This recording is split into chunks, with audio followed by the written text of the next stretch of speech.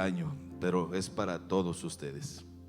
Es acerca de la elección del sucesor de Judas Iscariote. Si han escuchado eso, ¿verdad? De quién fue Judas. Siempre cuando hay elecciones, hermano, nadie queda conforme. Siempre hay quienes quedan molestos, que hicieron trampa, que no ganaron bien. Y cuando se gana, bueno, es que hicimos un buen trabajo, somos los indicados. Y así pasa también. Y yo quiero que vaya conmigo a un pasaje muy sencillo, pero quiero llevarlos a reflexionar sobre esto de la elección del sucesor de Judas Iscariote. En el libro de los Hechos de los Apóstoles se llama. Lo leemos juntos, por favor. Dice: y les echaron suertes, y la suerte cayó sobre Matías, y fue contado con los 11 apóstoles. Dios bendiga su palabra, amén.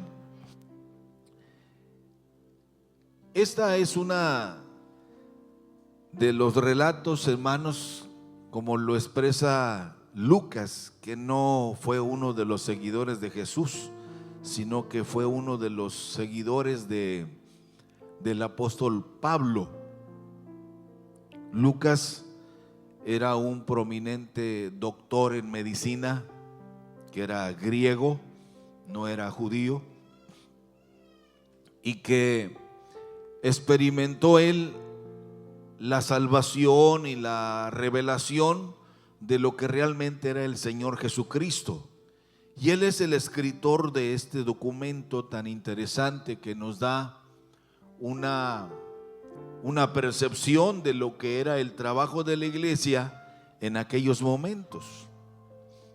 Y Lucas nos narra esto que se le contó acerca de lo que es una vivencia de los discípulos del Señor Jesucristo y los primeros creyentes, hermanos, antes de la gran fiesta del Pentecostés. Se cree, solo para darles un dato de referencia, que hubo entre unos 10 días entre la ascensión de Cristo y la manifestación o la presencia del Espíritu Santo por primera vez en aquel aposento alto, como le llamamos nosotros, o como nos indicaron que le llamáramos, en el aposento alto, que es una casa particular de Juan Marcos, que era uno de los seguidores de Jesús. Era un joven que le gustaba mucho andar entre la multitud, entre los colaboradores de Jesús. Y esto es lo que los especialistas nos marcan. Cuando nosotros leemos este pasaje, como nos lo relata Lucas, y nos dice que fue precisamente el apóstol Pedro el que tomó la iniciativa, hermanos, para hablar acerca de Judas y todo lo que había acontecido. Esto viene desde el versículo 12 de ese mismo capítulo hasta el versículo 26, que es el final de lo que nosotros leímos. Y Pedro hace una narrativa al tomar la iniciativa de hablar acerca de lo que había acontecido con respecto a lo que había hecho Judas. Y Judas había sido parte del grupo de los 12 que el Señor Jesucristo escogió para trabajar con él muy cercano en su ministerio, que duró 3 años y 6 meses. Eso fue lo que duró el ministerio de Jesús, 3 años y 6 meses aproximadamente. Aquí, hermanos, lo primero que surge es que una pregunta, o hay una interrogante muy seria que debemos de considerar nosotros, y es una pregunta muy clásica. ¿Cómo es precisamente, hermanos, que Judas Iscariote se atrevió a hacer algo así tan increíble, hermanos, de traicionar a su maestro? Esto a veces nos sorprende siempre, hermanos, porque como que no encajan algunas cosas. Y eso suele pasar en nuestro diario vivir, que las personas que menos imaginamos son las personas que más daño nos causan. Las que menos pensamos. Es más, de las que menos esperamos son las que más daño nos causan. Las personas que más creemos son las que personas más nos decepcionan. Y uno se queda con ese cuestionamiento, pero ¿cómo fue capaz de hacerme esto? Pero este hermano ha sido el cuadro de siempre. Surge siempre esta interrogante cuando analizamos esta porción de esta historia, de cuando se buscó o se hizo la elección del sucesor de Judas Iscariote. ¿Cómo es que Judas, dicen algunos, se atrevió a hacer algo así tan increíble? ¿Cómo es que podríamos explicar, dicen, que alguien que había convivido las 24 horas del día con el Señor Jesucristo durante muchos años, y que además, hermanos, había visto con sus ojitos los milagros y las sanidades poderosas que el Señor había hecho, cómo es que él se atrevió a entregarlo, se atrevió a traicionarlo de esta manera tan cobarde? Ahí Pedro es el que toma el control cuando estaban en el aposento alto, y ahí estaban ellos viviendo en la casa de Juan Marcos. Dice que todos ellos perseveraban unánimes en oración y ruego, juntamente con las mujeres y con María, dice, la madre de Jesús, y con sus hermanos, que finalmente los 7 hermanos de Jesús se integraron al ministerio. Jesús tuvo 7 hermanos, 4 varones y 3 mujeres, más aparte él, que era el mayor. Y aquí lo dice, se integraron, y ahí estaba María. El hermano José, el papá de él, ya había muerto. Él murió cuando Jesús contaba con apenas 16, 17 años. Murió en un accidente en su trabajo como carpintero, como constructor de casas. Y ahí estaban. Todos estos, dice, perseveraban unánimes. Y había otros más creyentes. Y Pedro se levantó en medio de los hermanos que estaban reunidos, dice, y eran más o menos como 120 en número. Y él dijo: hermanos, y da una explicación de lo que había sucedido. Pero llega el momento cuando él hace mención de Judas, y cómo él explica que cayendo de cabeza se reventó por la mitad y todas sus entrañas se derramaron. Los eruditos dan varias explicaciones a todo este suceso, y algunas explicaciones, hermanos, no son muy buenas, otros son muy amables, pero realmente no vamos a saber, hermanos, realmente cuál fue la motivación que hizo que Judas entregara a su maestro como lo conocemos nosotros.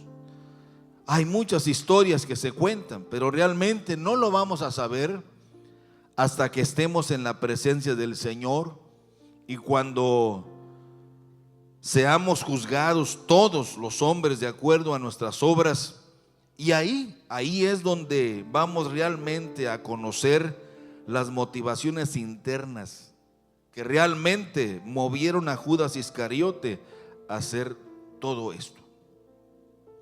Ahí es donde nos vamos a dar cuenta. Ahorita hacemos, como dicen los especialistas, puras conjeturas.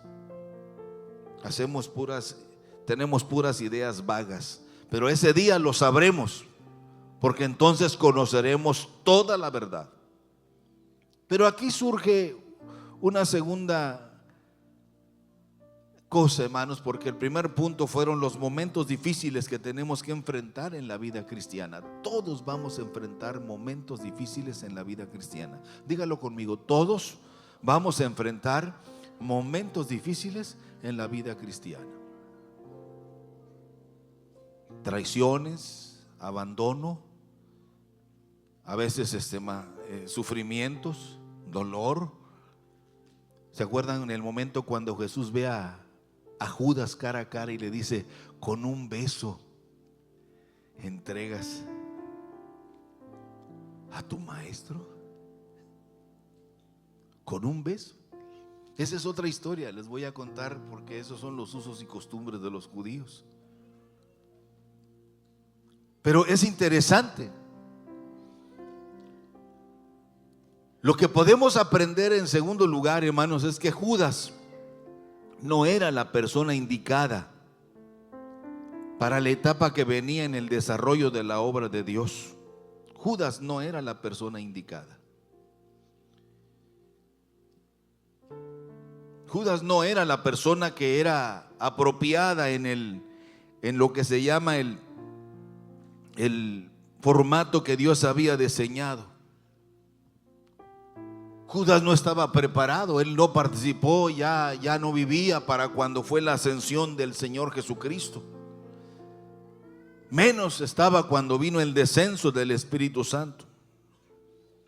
Y esos dos eventos, como fue el ascenso y lo fue la manifestación del Espíritu Santo, hermanos, fueron dos eventos que glorificaron el trabajo de la iglesia, que le dieron toda la fuerza. ¿Se acuerdan que el Señor Jesucristo les dijo: no salgan de Jerusalén hasta que no sean investidos, llenos del poder del Espíritu Santo? Y el Señor les dijo antes, les dijo: Juan bautizó con agua, pero vosotros seréis bautizados con el Espíritu Santo. Promesa del Padre. Judas no estaba preparado, no era la persona idónea. Hermanos, la obra es de Dios. Diga conmigo: la obra es de Dios. La obra es de Dios. Dios se va a encargar de que si usted y yo fallamos, Dios tiene otros mejores que nosotros. Por nada estéis afanosos. Nuestra confianza debe estar en Dios. Amén, hermanos. No se me salgan de eso, porque es importante. Nosotros, aunque estamos en el mundo, dijo Jesús, no somos del mundo. No se desesperen, no se angustien. ¿O qué acaso no creemos lo que Dios dice? Estad quietos y conoced que yo soy Dios. ¿Sabe cuál es el problema de la iglesia en este tiempo? Que sabemos quién es Dios, pero no lo hemos experimentado en sangre y carne. Dios siempre va a proveer. El problema de nosotros es creer, porque al que cree todo le es posible. Yo pregunto, hermanitos, sean sinceros, ¿no hemos sido bendecidos nosotros más que nuestros padres? Díganme sí o no. Sí, hermanos. Y a ellos nunca anduvieron con cuestionamientos, siempre nos dieron.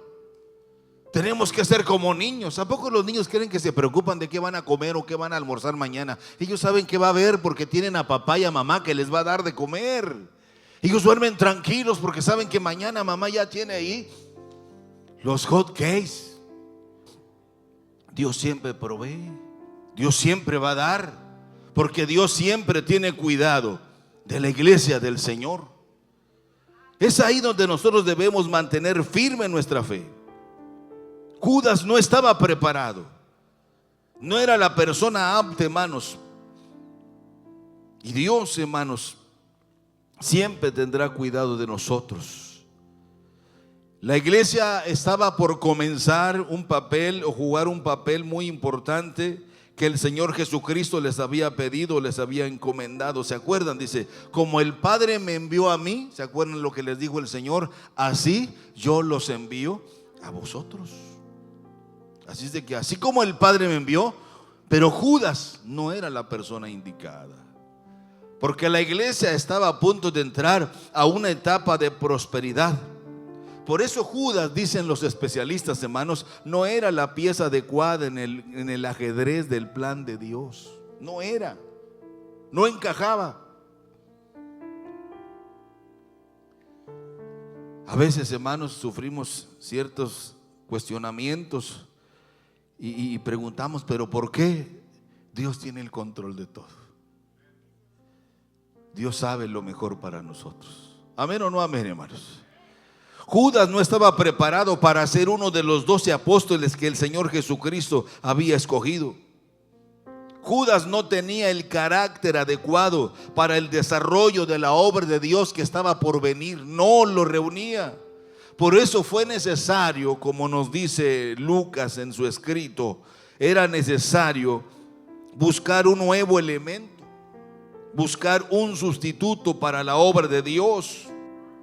La obra de Dios no se va a detener. Nadie es indispensable.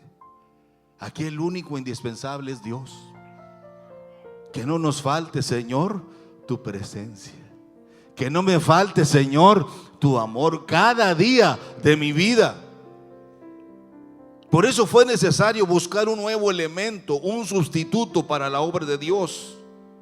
Y ahí, como dice la narrativa, hermanos, había varios hombres idóneos o varios candidatos, pero la suerte, había 120 en el grupo, o sea que había varios candidatos, pero la suerte cayó en Mateo o en Matías. En Matías. La suerte cayó en Matías. Había otro posiblemente que se fue a la final, que era uno llamado José, pero la suerte cayó en Matías.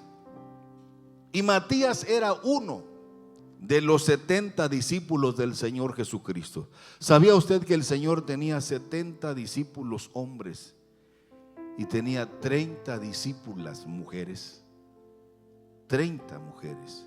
Por eso ahí Lucas no pierde la ocasión de decir: y las mujeres que servían a Jesús. Esas mujeres le servían a Jesús. ¿Con qué dice la Biblia? Con sus bienes. Eran mujeres de trabajo. Pero la suerte cayó sobre Matías, que era uno de los 70 discípulos del Señor. Cuando el Señor los envió de dos en dos, aquellos 70, Matías era uno de esos 70. No lo digo yo, lo dice la narrativa, que estuvo en cada uno de los eventos, Matías, más sobresalientes del ministerio del Señor Jesucristo. Desde su bautismo, dice, hasta su ascensión. El verdadero nombre de Matías era Mataías, pero en griego era Matías. Y él se convierte en uno de los 12, en uno de los 12 apóstoles, a quien vino a reemplazar a Judas Iscariote. Por eso, hermanos, a Matías se le conoce como el apóstol póstumo. Diga conmigo: el apóstol póstumo. Así se le conoce a Matías, el apóstol póstumo, al aparecer después de la muerte de otro.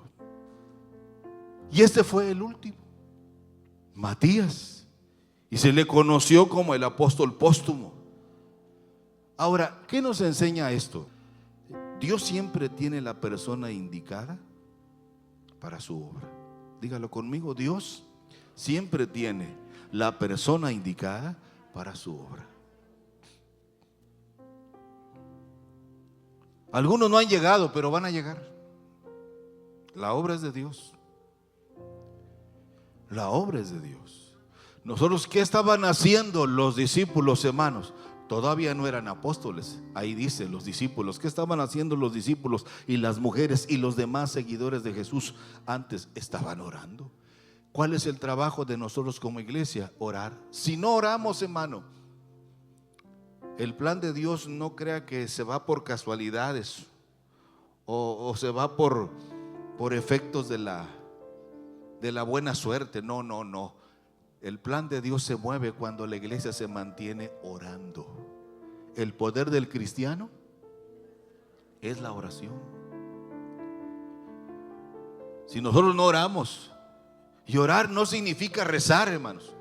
Orar significa hablar con Dios. ¿Cuándo? ¿Cuándo oraba Jesús?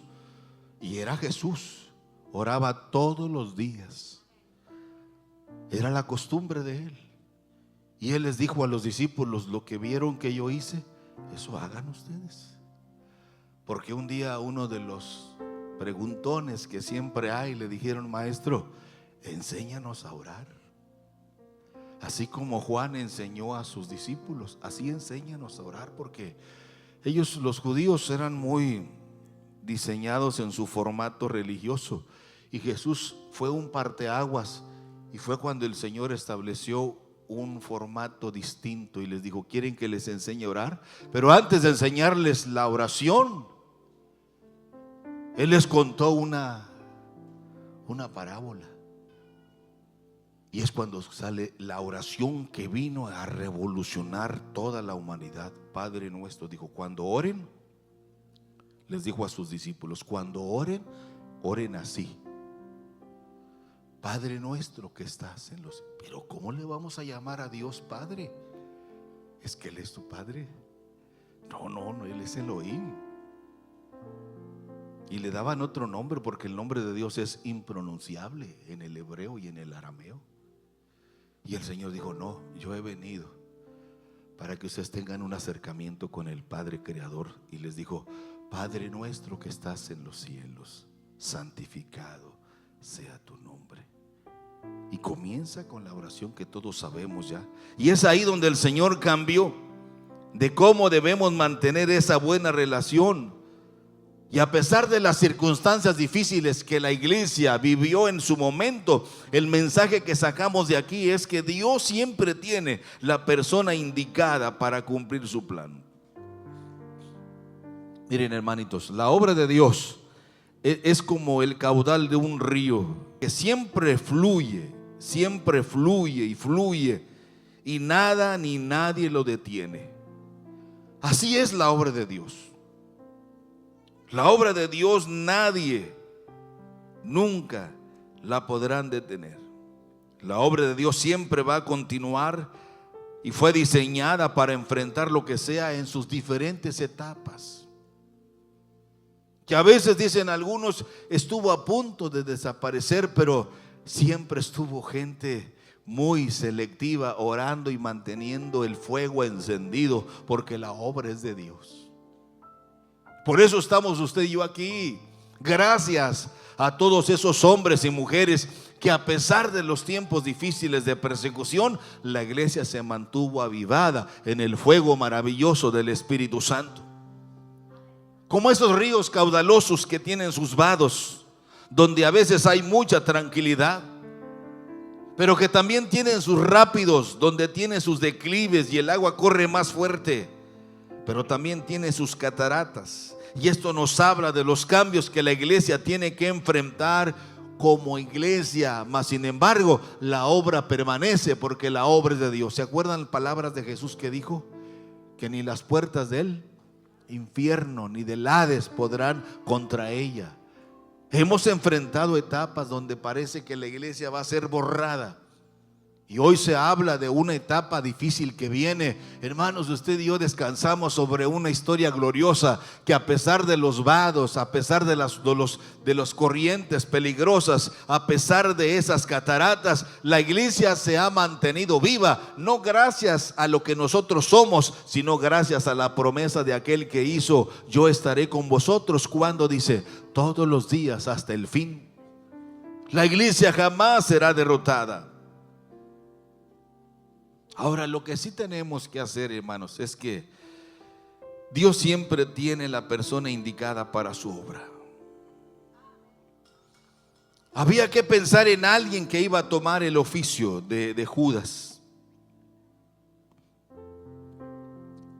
Pero hay algo que tenemos que aprender. Y es que no debemos, hermanos, caer en el juego de estar siempre lloriqueando y lamentándonos de aquellos que ya no están con nosotros. Porque a veces, hermanos, algunos ya fueron llamados a la presencia de Dios y dejaron huella imborrable, pero no tenemos por qué darles tanto crédito. Aquí nosotros como iglesia, el único crédito a quien debemos darle crédito, honra, gloria y alabanza es al Señor Jesucristo. Amén o no amén, nada más a Él. Pero Dios siempre tiene todo bajo su control. Todo, hermanos. Matías era el hombre adecuado, porque lo que venía era el derramamiento del Espíritu Santo. Y era necesario todo en su momento. Dios todo lo tiene bajo control. Eso es lo que me dice este pasaje. Miren, hermanos, esto a veces nos parece muy insignificante, pero es muy significativo. Si no hay elección del sustituto de Judas Iscariote, hermanos, no viene el derramamiento del Espíritu Santo. Fíjese la importancia. Faltaba uno, dijo Pedro. Faltaba uno. Y como el plan de Dios es perfecto, eran 12 los que se necesitaban. Yo sé que algunos se ríen de esos sabiondos aquí, se ríen porque ¿qué estará diciendo? Porque en el cielo todo está preparado. La nueva Jerusalén, ¿cuántas puertas tiene? 12. ¿Cuántos tronos hay? Dice Apocalipsis. 12. Y faltaba uno. Judas falló. Usted y yo podemos fallar, pero la obra de Dios siempre va a permanecer y Dios siempre va a traer la otra persona, porque los planes de Dios son perfectos. Por eso la elección de Matías era trascendental, hermanos. No es cualquier cosa. Usted y yo jugamos un papel muy importante en la obra de Dios. Cuidado, cuando por cualquier cosa podemos fallar y podemos hacer que la obra de Dios se detenga, pero Dios dice no se va a detener. La historia no lo dice, hermanitos, por favor. Mire, cuando falló el plan Saúl, porque el pueblo quiso a Saúl por grandote, porque estaba fornido, porque levantaba pesas, porque comía como fiera, como león, y era muy presentable. Y dijo Dios, bueno, ¿ese es el que quieren? Dijo, sí, pues pónganlo. Y no les falló el plan fallido Saúl, ¿sí o no? Hasta anduvo contando brujos. La elección de Matías era indispensable. Era necesario para que el derramamiento del Espíritu Santo viniera. Lea conmigo el capítulo 2, versículo 1. ¿Qué dice ahí? Léalo usted fuerte, por favor. ¿Traen Biblia, hermanitos? Pues léanlo, por favor, si son tan amables. Cuando llegó, ¿qué? ¿Estaban qué? ¿Se fija? Ahora sí, no faltaba uno. Ya estaban todos. Ya estaban todos. Ahora sí, lo que vino, de repente vino ¿de dónde? Del cielo. Un estruendo como de un viento recio que soplaba. Y Lucas hace una narrativa muy extraordinaria, porque era un artista para escribir Lucas. Y hace juego con varias figuras del pasado, como para relacionar el momento con la historia del pueblo de Israel, para señalarnos que el Dios que se presentó ahí es el mismo Dios de Elías, es el mismo Dios de Abraham, es el mismo Dios de Noé, es el mismo Dios. Eso es lo que Lucas trata de hermanos, de eslabonar en esta escritura tan interesante. Pero cuando estaban todos unidos, de repente vino lo que sigue. El derramamiento del Espíritu Santo era necesario, pero faltaba uno. Y cuando Matías fue finalmente nombrado, porque así dice, y fue contado con los 11 apóstoles. Ahora, ¿qué clase de hombre y de mujer se requieren realmente, hermanos, para que nosotros podamos llenar los espacios que Dios exige en este tiempo? ¿Llenamos realmente? ¿Tenemos las cualidades de las exigencias de Dios para esta nueva etapa? Porque la obra es de Dios y nosotros no debemos estar excluidos. Nosotros somos parte. ¿O usted misma como persona se excluye? No, hermanos, usted y yo jugamos un papel muy importante. No somos indispensables, pero somos muy importantes. Cada vez que usted no viene a la iglesia a reunirse con los santos, yo puedo oír las carcajadas del diablo diciendo, lo logré. Están más ocupados en sus prioridades, porque Dios ya no es prioridad en su vida. Dios siempre tiene el momento para nosotros, para volvernos a Él, hermanos. Es necesario que nosotros hagamos una recapitulación de lo que Dios nos ha dado. Todo lo que tenemos se lo debemos a Él. No podemos ser excluidos. Podemos quedar fuera, hermanos, porque por nuestras acciones, por nuestra manera de pensar. Cuidado, hermanos, para no quedarnos tirados en el camino. Debemos marchar al ritmo y al nivel que la iglesia se está desarrollando. Si usted ha dejado de ser una persona honesta, vuélvase a la honestidad. Si hemos dejado de ser personas íntegras, volvámonos a la integridad, porque sabemos que ese es el reclamo de Dios. Si hemos perdido la fuerza y el valor, volvámonos a una vida de valor donde nada ni nadie nos espante, para tener el amor necesario y que la gente que vive cerca de nosotros entienda que Jesús es el único que puede restaurar sus vidas y que puede cambiar sus vidas. Porque a lo mejor la misma gente nos descalifica,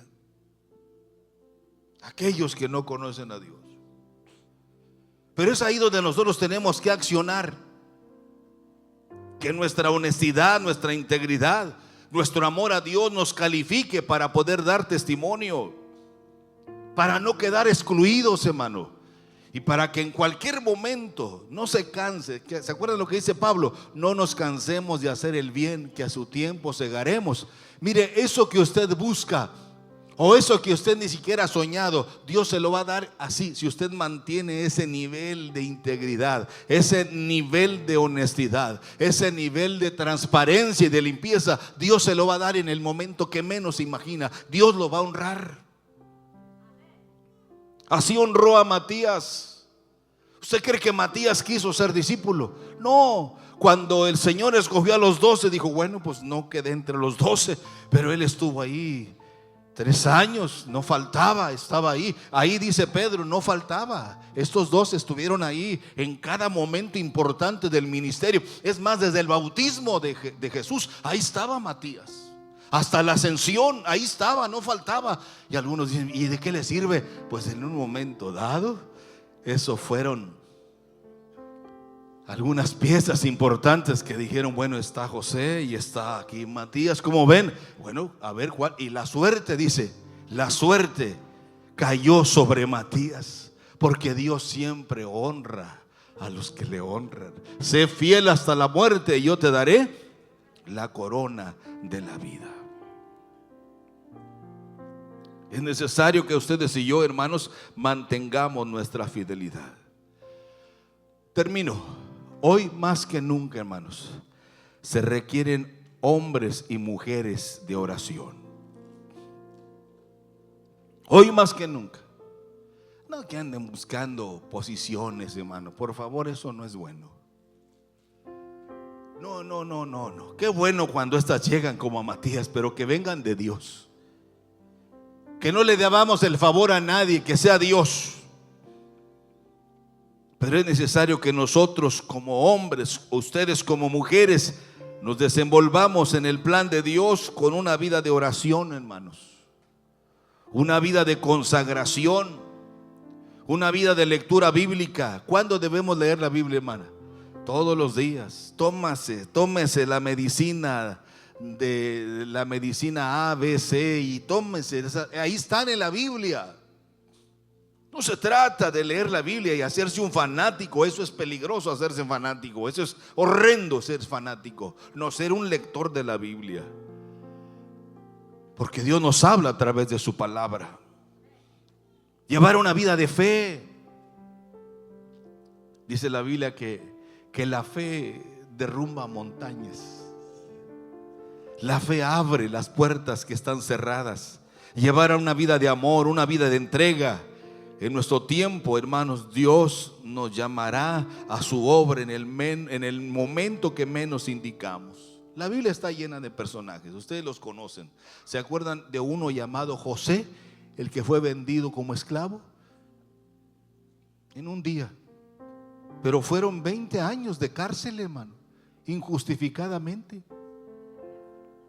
Al trono a ser el segundo, y el faraón, el rey de Egipto, se quitó el anillo y le dijo: ten, tú serás el segundo. Y es más, viejo, ¿estás casado? Dijo: no he tenido tiempo de casarme, estoy aquí en la cárcel. Dijo: bueno, pues ahí te va, ya tengo la muchacha para ti. Y le dio mujer, así de que, hermanitos, ánimo, hermanitas, ánimo. Y le llegó a Zenet, la hija del sacerdote de la realeza, a Zenet, muy bonita. Y le dijo: no, con eso te voy a dar las mejores tierras, porque tú nos salvaste. Tranquilos, hermanos, va a llegar, va a llegar. No se desesperen. Y usted puede ser una persona que Dios está interesada en bendecirle. Pero ¿qué puedo hacer yo, hermano? Si usted se interesa en las cosas de Dios, Dios se va a interesar en las cosas suyas. Dios se va a interesar en las cosas suyas. ¿Qué quieres? ¿Qué es lo que más has soñado? Matías nunca imaginó ser parte de este juego divino, de este plan divino. Matías ni siquiera por la mente le pasó. ¿Quién va a llegar a la altura de estos hombres de Dios, que hallaron gracia delante del mismo Jesús de Nazaret? Pues Matías fue contado, dice ahí, con los 11 apóstoles. Y en lugar de Judas, tachen el nombre de Judas en la eternidad y pónganle Matías. Que no nos vaya a pasar a nosotros eso, que nuestro nombre esté escrito en el libro de la vida. Hermanos, es que yo pienso. No piense, asegúrese. ¿Se acuerdan ustedes, hermanos, que fueron a la universidad y que presentaron examen para aprobar ahí, entrar y que va uno desesperado a ver las listas y ya cuando llega y ve el nombre y García, Oviedo, José Raúl, oye, yo estoy, no sé, yo estoy ahí, a mí no me importa si estás tú, yo estoy ahí ya. Pero cuando le busca y no le halla y luego no está el nombre y se va con, oiga, pues no aparezco ahí, pues no pasó. Irán a pasar ustedes el examen final. No se preocupen, no se preocupen. A mí no me tienen que decir nada, yo no soy San Pedro. Pero pregúntense, ¿mi nombre está escrito en el libro de la vida? Matías halló gracia y fue contado entre los 12 a formar parte del proyecto divino. ¿Estaremos nosotros en el proyecto de Dios? Dios quiere lo mejor para mí. Dígalo conmigo: Dios siempre quiere lo mejor para mí. Ha pasado una situación difícil por 20, 10 años, 15 años. No se preocupe, todos pasamos. Pero llegará el día en que levantaremos nuestra mano y diremos: Dios es mi amparo y es mi fortaleza y es mi pronto auxilio en las tribulaciones. Cierre sus ojitos y vamos a orar.